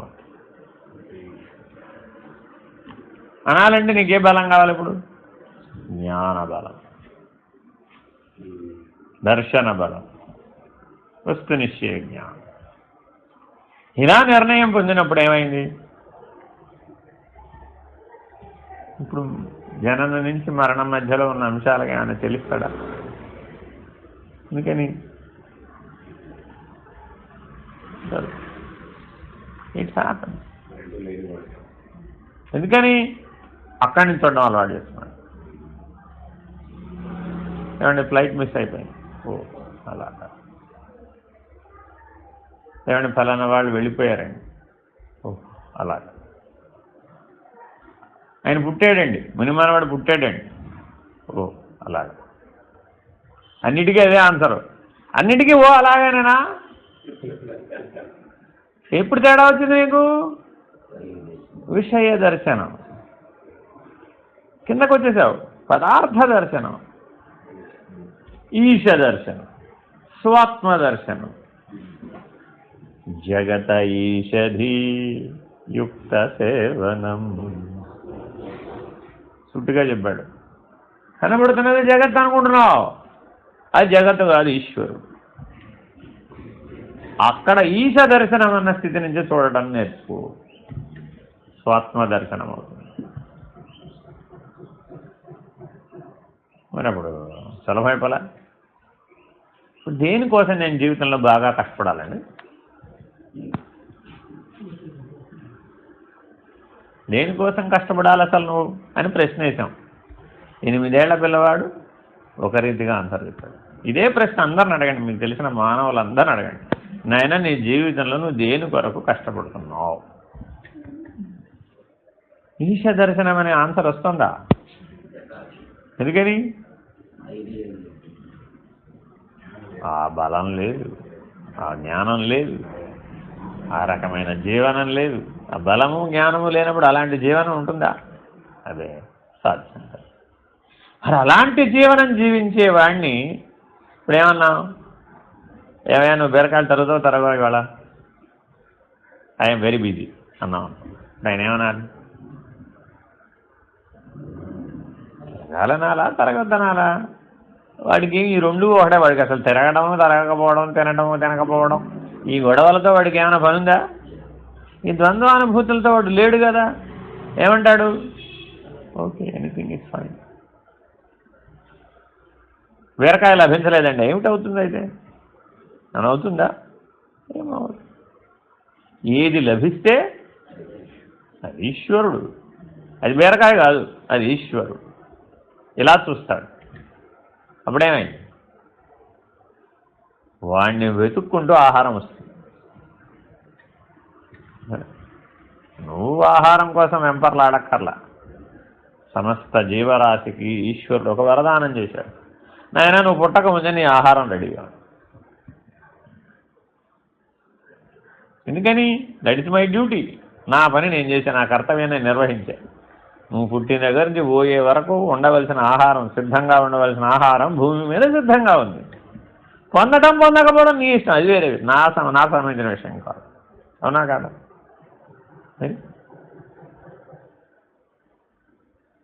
తల్లిలో ఆహారాన్ని ఎవరు తయారు చేశారు?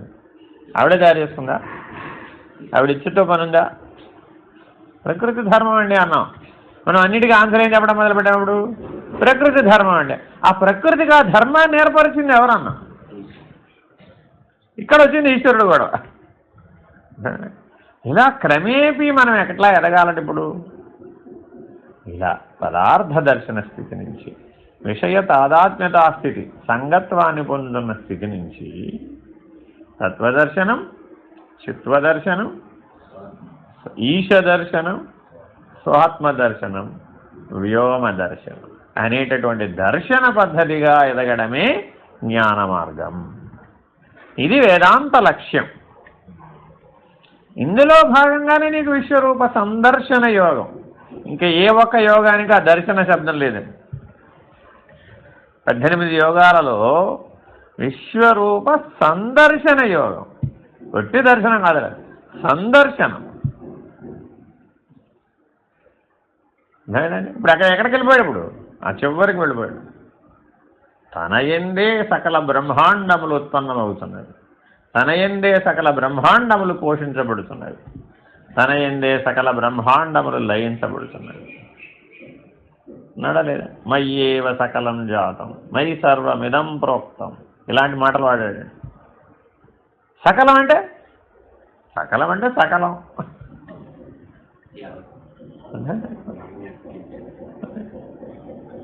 మరి అలాంటి మాటలు భగవద్గీతలోనే దొరుకుతున్నాయి. మేము సూటిగా చెప్తున్నాడు, నువ్వేం పొందాలో ఈ రకమైన దర్శనాన్ని పొందవయ్యా.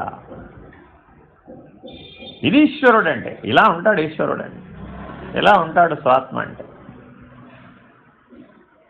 నాణ్యత్ కించిత్ విద్యతే, కించిత్ విద్యతే. నాకంటే భిన్నమైనటువంటిది కించిత్ లేదు, అణువు కూడా లేదు. మరి అలా చూస్తే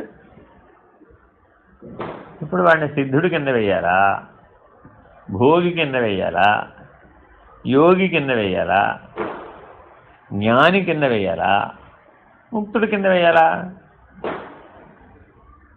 ఈ దర్శనం ఉన్నటువంటి వాడిని ఇలా చూడడం రా. అప్పుడేమైంది? బంధమేది కోహం బంధ. ఆదిశంకర్ అడిగిన ప్రశ్న ఏమిటండి? కోహం బంధ. బంధం అనగా ఏమి? ఎక్కడ చెప్పావు బంధానికి ఆన్సరు? తత్వదర్శనం కంటే కింద ఉన్నావు, అక్కడ చెప్పు. క్రమేపీ నీ బంధాన్ని పోగొట్టడానికి దర్శన విధిని అనుసరించి పరిణామం చెందేటటువంటి అంతర్ముఖ ప్రయాణం దిశగా నీవు మార్పు చెందేట్లుగా గురుమూర్తి నీకు ఆ మార్గదర్శనం చేశాడు. ఈశ్వరానుగ్రహం చేత ఆ దర్శనాన్ని పొందాడు. మార్గదర్శనం గురువు చేస్తాడు, ఈశ్వరానుగ్రహం చేత దర్శనాన్ని పొందాడు, నిశ్చయాత్మక జ్ఞానాన్ని పొందావు. ఇప్పుడు అంతటా ఉన్నది ఏమిటన్నాడు? అంతటా ఉన్నది బ్రహ్మమే. బృహత్ వ్యాపకత్, దానికి 2 లక్షణాలు. బృహత్ మ్యాక్స్, మ్యాక్స్ మ్యాక్రో, ఇంతకంటే మ్యాక్రో లేదయ్యా బాబు. వ్యాపకత్ ఎంతవరకు వ్యాపించింది అయ్యా? నువ్వు ఎంతవరకు చెప్తే అంతవరకు అదే ఉంది. లేదన్న చోట కూడా అదే ఉంది. ఒక చోట లేదన్నావు అనుకో, ఆ లేదన్నది కూడా బ్రహ్మమే పో అన్నాం. ఉన్నదే బ్రహ్మం అంటున్నావు అనుకున్నావేమో, నువ్వేదైనా లేదన్నావు అనుకో, అది కూడా బ్రహ్మమే పో అన్నాం. ఎందుకని? బృహత్ శబ్దం అది. వ్యాపకత్, బృహత్ 2 లక్షణాలు నేను అర్థమైంది. ఇట్లా చూడటం వస్తే ఇప్పుడు మనం దేనికోసం కష్టపడాలి? ఈ విజ్ఞానం కోసం కష్టపడితే నీ శాశ్వతమైనటువంటి జీవితాన్ని మొత్తాన్ని పరిష్కరించు. అలా కాక మా అబ్బాయిని ఇలా అయ్యాడండి, మా మనవాడు అలా అయ్యాడండి, మా ఆవిడ ఎలా అయ్యిందండి, మా నాన్నగారు అలా అయ్యాడండి, అప్పుడేమవుతావు? ఎక్కడో దర్శన విధిలో తేడా రాలా? తత్వదర్శనం పాత్ర లేవు అక్కడ. ఇప్పుడు తత్వదర్శనంలోనే పాత్రలు లేకపోతే చిత్వదర్శనం, ఈశ దర్శనం, స్వాత్మ దర్శనం, వ్యోమ దర్శనం. ఇప్పుడు నువ్వు పాత్రోచితంగా ఉంటావా లేదా అంటే పాత్రలు లేవు, నటించేవాడే లేడు, ద్రష్టే లేడు, దర్శనమే లేదు, దృశ్యమే లేదు. సర్వదృగ్రహితం వ్యోమ దర్శనం, సర్వదృగ్రహితం వ్యోమ దర్శనం, నిరావరణం వ్యోమ దర్శనం, నిస్త్రైగుణ్యం వ్యోమ దర్శనం, పరాపరం వ్యోమ దర్శనం. పరం అపరం రెండు లేవు కదా. చూడండి ఎలా చెప్తున్నారు. నిర్బీజం, అసలు బీజమే లేదు.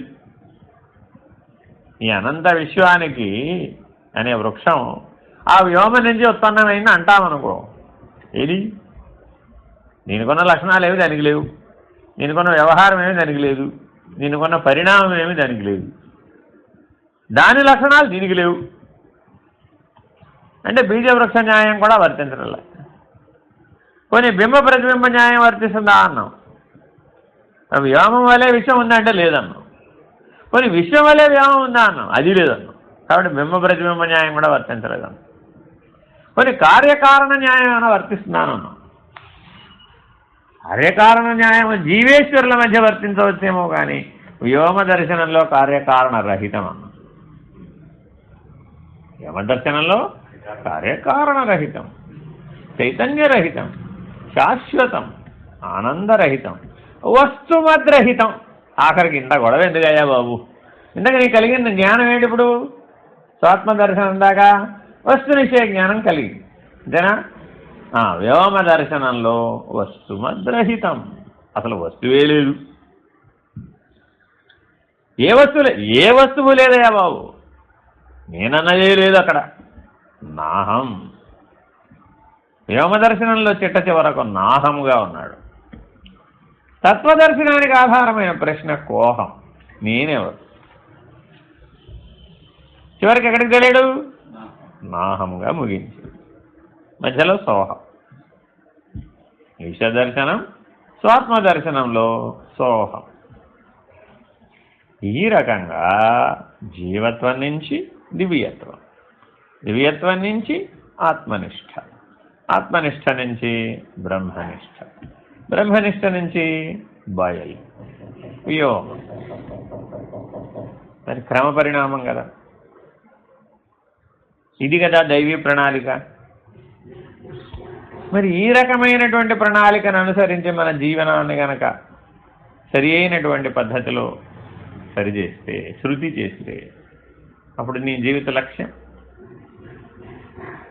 ఇలా జీవించేవాడు ఎదురుకుండా ఇప్పుడు భౌతిక లక్ష్యాలను పెట్టామండి. అప్పుడేమైంది? ఇలా జీవించే ఒక మహర్షి ఉన్నాడండి. ఆయన ఋషి సాంప్రదాయంతో, ఆ బ్రహ్మజ్ఞానంతో అలా జీవిస్తూ ఉన్నాడు. ఆయన ఏ ఆశ్రమంలో ఉన్నా సరే ఆయన ఎదురుకుండా తీసుకొచ్చి 16 రకముల ఫలములు, వ్రతం ఉందా లేదా? 16 ఫలాలను ఏమండి, బ్రహ్మజ్ఞానం ఇటువైపు, వ్రతములన్నీ ఇటువైపు పెట్టాం. ఏమైంది? చేయండి, ఎవరు చేయొద్దన్నాడు. ఆయన ఏం చేయొద్దన్నాడు. ఎందుకని? క్షేత్ర దర్శనం. ఆ స్థాయి ఎక్కడది? ఇప్పుడు క్షేత్ర దర్శనం. అందుకని అక్కడికి వెళ్ళి ప్రతి ఒక్కరూ కూడా అఖండ జ్యోతి వ్రతం అనేదాన్ని ఒకదాన్ని స్వీకరించాలి. క్షేత్ర దర్శనానికి వెళ్ళిన వాళ్ళందరూ కూడా ఒక అఖండ జ్యోతి వ్రతం అనేటటువంటి వ్రతాన్ని స్వీకరించాలి. ఏ వ్రతాలు చేసినా చేయకపోయినా మీరు ఇంటికి పట్టుకెళ్లాల్సిన వ్రతం ఉంటుందండి అంటారు. ఇప్పుడు కాదులే, పెద్దల విషయం చెప్తారు. ఒకప్పుడు చెప్పారు ఇలా. ఆనాటి కాలంలో ఋషులు చెప్పిన విధానం అన్నమాట. మీరు ఇక్కడికి వచ్చారు కదా, దర్శించారు కదా, ఆ ఈశ్వరుడు, ఆ దైవం ప్రకాశస్వరూపుడు అంతేనా కదా? మరి నువ్వు నీతో ఏం పట్టుకెళ్ళగలవు? ఆ ప్రకాశాన్నే పట్టుకెళ్ళగలవు, ఇంకేం పట్టుకెళ్ళలేవు. ఇక్కడ ఏ ప్రకాశాన్ని నీలో అబ్జర్వ్ చేసుకోగలిగావో, అనుభూతి చెందావో, ఆ అనుభూతి చెందిన ప్రకాశ స్థితిని నువ్వు నిలబెట్టుకోగలుగుతావు. ఎట్లాగండి అన్నాం. అయితే ఓ పని చేయవయ్యా, అఖండ జ్యోతి వ్రతం స్వీకరించు అన్నారు. ఏమిటట అంటే అర్థం ఏంటి?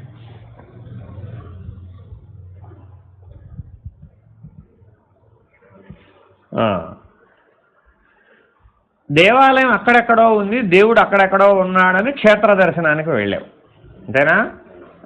అక్కడ దేవాలయంలో ఉన్నటువంటి జ్యోతికి ఆధారం చేసుకుని ఒక జ్యోతి వెలిగించుకుని ఇంటికి తెచ్చావు ఆరిపోకుండా. ఆ జ్యోతిని ఇంట్లో పెట్టుకున్నావు.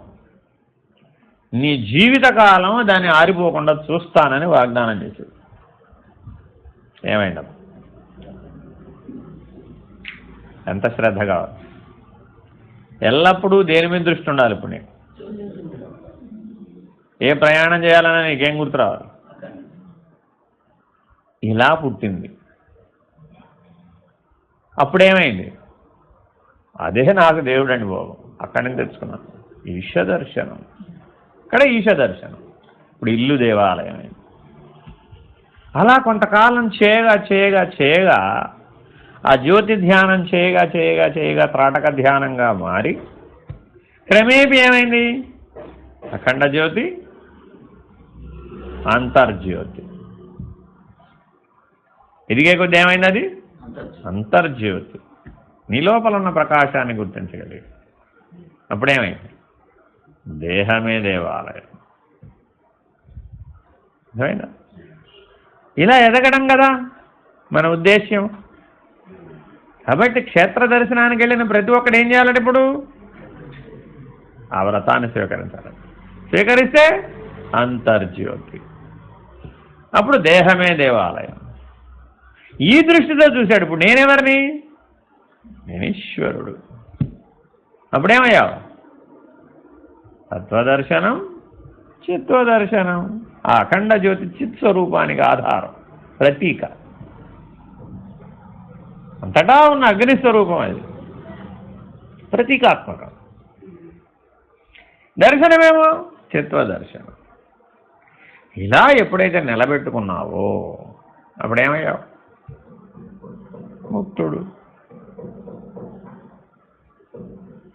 ఏమంటే దీపం మడిబట్టలతో వెలిగించాలా, లేకపోతే మడిబట్టలు కట్టుకోకుండా వెలిగించాలా? ప్రకాశానికి ఎటువైపు చూస్తుంది ప్రకాశం?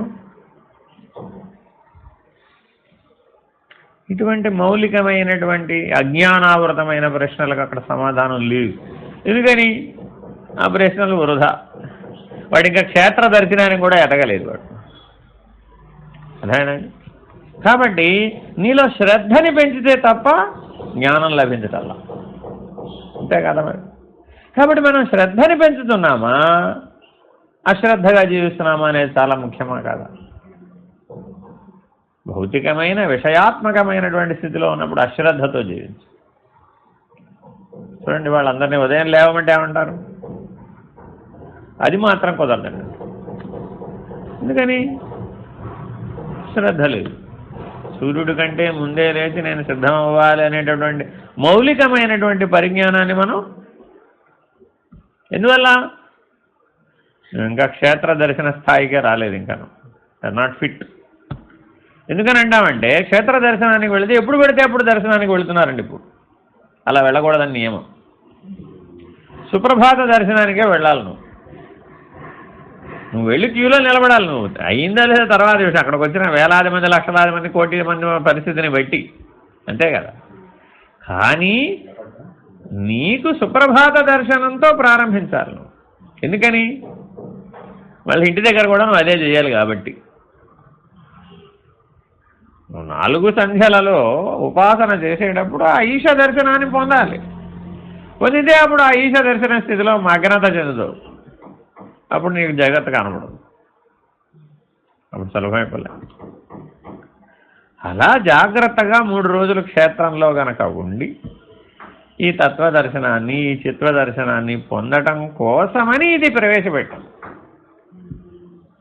క్రమేపీ నీలో ఉన్నటువంటి ప్రజ్ఞాస్థితిని లేవనెత్తటం కోసం. అందుకని ఉత్తమం తత్వచింతాచ, మధ్యమం మంత్రచింతాచ, అధమంచ శాస్త్రచింతాచ, అధమాధమంచ తీర్థాచ. సో నీలో ఉన్న ప్రజ్ఞా బలాన్ని బట్టే ఈ క్రమం అంతా ఏర్పడింది. చింతన ఏది చేస్తే అదే దర్శనం అవుతుంది. మంత్ర జపం చేస్తూ మంత్రాధిష్టాన దైవాన్ని చింతన చేస్తే ఆ మంత్రాధిష్టాన దైవ దర్శనమే పొందుతాం. నేను 20 ఏళ్ల నుంచి సంధ్యావందనం చేస్తున్నానండి, గాయత్రి దర్శనం అవ్వలేదండి అన్నాం అనుకోండి, లోపం ఎక్కడ ఉంది? లాభం లేదండి. జపం చింతనగా మారలేదు, యాంత్రికమైంది. కాబట్టి ఉపాసన యాంత్రికం అవ్వకూడదు ఎప్పుడు కూడా. యాంత్రికం అయితే అప్పుడు ఏమైపోతుందంటే చెయ్యి ఎందుకు తిప్పుతున్నావో తెలియదు, భావరహితం. అది అభావం అవ్వదు. అభావస్థితిలో నిర్వాణం లభిస్తుంది. భావమే నీవు పొందకుండా అభావస్థితికి అట్లా ఎదుగుతావు. కాబట్టి కనీసం ముందు భావదర్శనమైనా పొందాలి, యథార్థ దర్శనం అవ్వాలి. తర్వాత అది నువ్వు ఒకటగానే అద్వైత సిద్ధి కలగాలి. కాబట్టి అది కూడా ఒక మార్గమే. కానీ ముక్తి మోక్షం అనే లక్ష్యంతో, ఆత్మజ్ఞానం అనే లక్ష్యంతో చేయబడాలి అన్ని ఉపాసనలు కూడా. అప్పుడే అది సరైన ఫలితాన్ని ఇస్తుంది, సరైన దర్శనాన్ని ఇస్తుంది, సరైన సిద్ధినిస్తుంది, సరి అయిన ముక్త స్థితికి చేరుస్తుంది. కాబట్టి సాధనలన్నింటికీ పరమగమ్యం ఆత్మవిచారణ, పరమగమ్యం ఆత్మదర్శనం, పరమగమ్యం ముక్తి. కాబట్టి అన్నింటినీ ఆ దిశగా ఏకోన్ముఖం చేయాలి. అట్లా చేసినప్పుడే నీకే ఉపదేశ మంత్రమైనా ఫలించేది. కాబట్టి ఆయా ఉపదేశములన్నింటినీ కూడా దర్శన విధిగా మార్చుకోవాల్సినటువంటి అవసరం. అప్పుడు నీలో ఉన్నటువంటి అంతర్ముఖ ప్రయాణం ప్రారంభమై నీకు దర్శన రూపంలో సిద్ధి. ఇట్లా జాగ్రత్తగా చేయాలి. ఇది దర్శనం అంటే. ఇంత విస్తారమైనటువంటి విశేషములతో కూడినటువంటి సిద్ధాంతాన్ని దర్శన సిద్ధాంతం అని పేరు. దీనికి ఉపనిషత్తులన్నీ ఏమన్నాం? దర్శనం లేదు. ఉపనిషత్తులు బోధలు కావాలి, వాళ్ళు దర్శించారు. ఆ దర్శించినటువంటి దర్శన సిద్ధి పొందిన స్థితిలో ఉండి చెప్పాడు. అందుకని ఏమన్నాం? దర్శనం అలాగే. అటు కర్త లేడా? వేదమునకు కర్త లేదా? బాబు వేదం అపౌరుషేయం అన్నాను. ఎందుకనంటే నువ్వు చెప్పే పురుషుడు అక్కడ లేడు. 10 శాస్త్రాలు చదివానండి, 11వ శాస్త్రం చెప్పానండి అన్నట్టు చెప్పలా వాళ్ళు. వాడు మన పిహెచ్డీలను ఏం చేస్తున్నాం? 10 శాస్త్రాలు చదివి 11వ శాస్త్రం రాస్తాడు వాడో ప్రొఫెసీ. ఎట్లాగండి ఇట్లా? ఇలా ఒప్పుకోవాలమ్మా, అలా కుదరదండి. It's not so, not compiling business. నీకు ఈ దర్శన సిద్ధి కలగాలట. అప్పుడే నువ్వు ఋషి సంఘంలో నీకు స్థానము.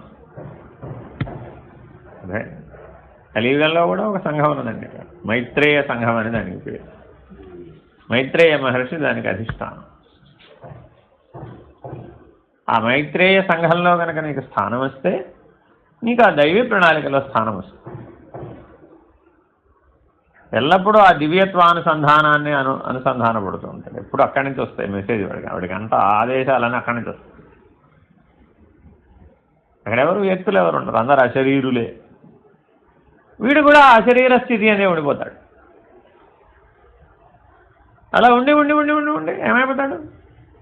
ఆ దైవ ప్రణాళిక ఏందే నిమగ్నం అయిపోతాడు. ఇంకప్పుడు వాడు వ్యక్తిగత పర్సనల్ లైఫ్ ఏమైనా ఉందా?